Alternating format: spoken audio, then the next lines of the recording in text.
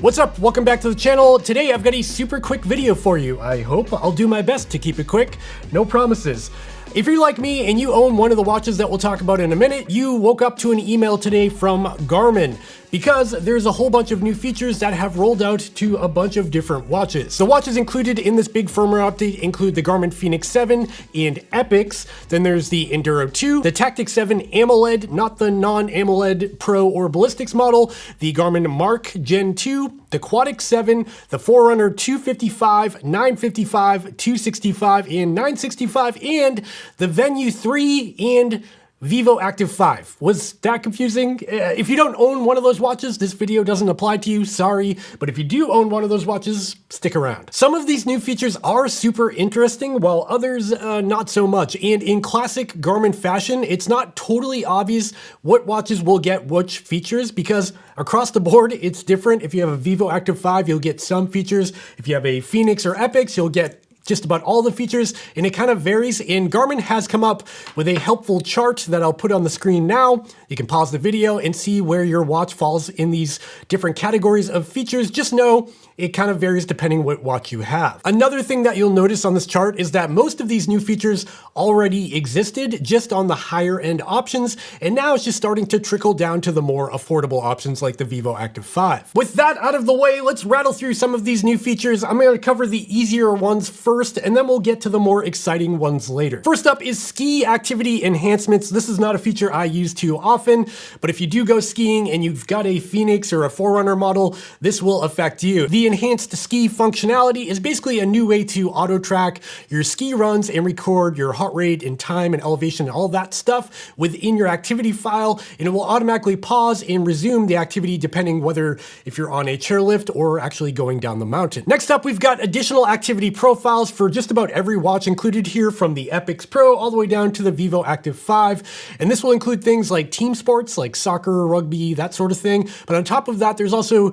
more niche activity like archery, boxing, MMA, and ice skating. So if you are a mixed martial art ice skater out there, you are just so stoked right now. On top of those activity profiles, there's also one additional activity profile for inline skating or rollerblading, but oddly, this is only available on the Fenix or Epix and Forerunner models, not on the Vivoactive 5 or Venu 3. I don't know why. Up next, we've got wrist-based running dynamics and running power, and this is going to be added to everything except for the Vivoactive 5, which is kind of a bummer. I've talked about running power before on this channel. It's a really useful metric if you know how to use it. It's basically another way to kind of examine your effort during your runs without using your heart rate, because that can be sort of variable and fluctuate over time. Running power stays consistent and it adjusts quicker on your watch so you can actually see what's happening in real time. And again, all of the watches included here will get running power and running dynamics from the wrist. This means there's no additional sensors required except for the Vivoactive 5. Next up, we've got image support in notifications. This means if you receive a text message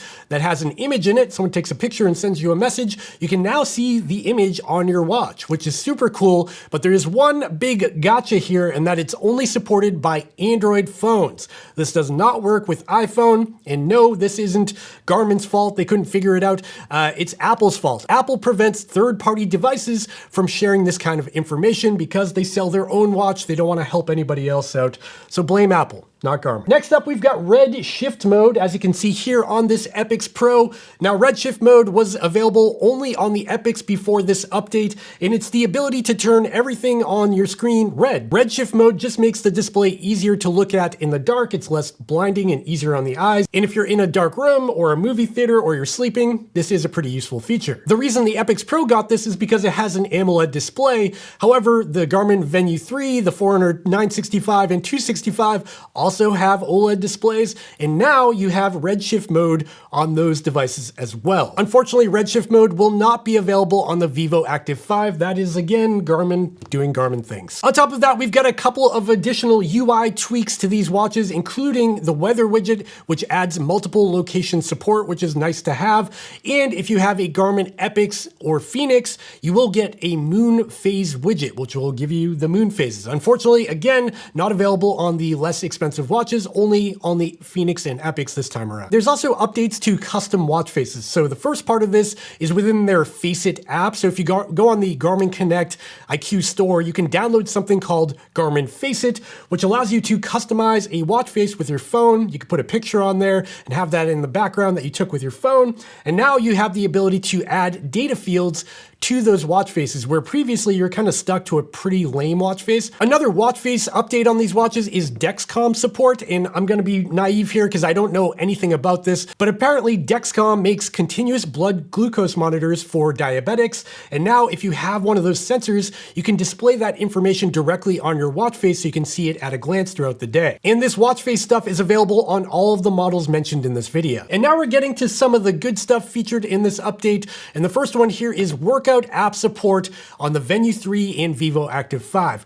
This means if you design a custom workout in your Garmin Connect account on your phone or in the web portal, you can now sync those workouts over to your Venu 3 or Vivoactive 5 to execute them. Moving to the next exciting new feature is kind of the other way around, because this feature was available initially on the Venu 3 and Vivoactive 5, but not available on these super expensive watches like this Epix Pro at $1,000, and that is body battery enhancements and nap detection. And the way this works is throughout the day, if you decide that you need to wind down and take a nap, I can't do that because I have 4 kids, you can take a nap and it will be recorded automatically in the watch. And then if you look at the body battery widget after that nap, you'll actually see it as one of the factors that played a role into improving your body battery. The next new feature is kind of the biggest new feature in this announcement, and that is skin temperature sensing. When it comes to skin temperature sensing, this will only affect certain watches like the Garmin Fenix 7 Pro, the Garmin Epix Pro, and the Tactix 7 AMOLED, not the non-AMOLED MIP-based one like the Pro or Ballistics model,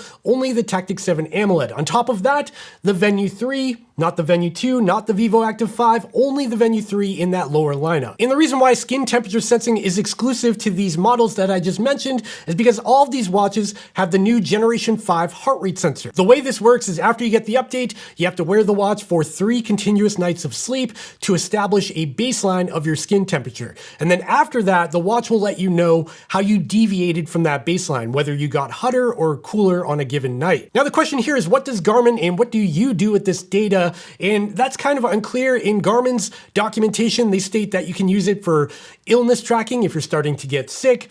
If your body temperature and skin temperature warms up, that's an indicator of getting sick. Maybe if you're overtrained. And on top of that, you can also use it for women's health or menstrual tracking.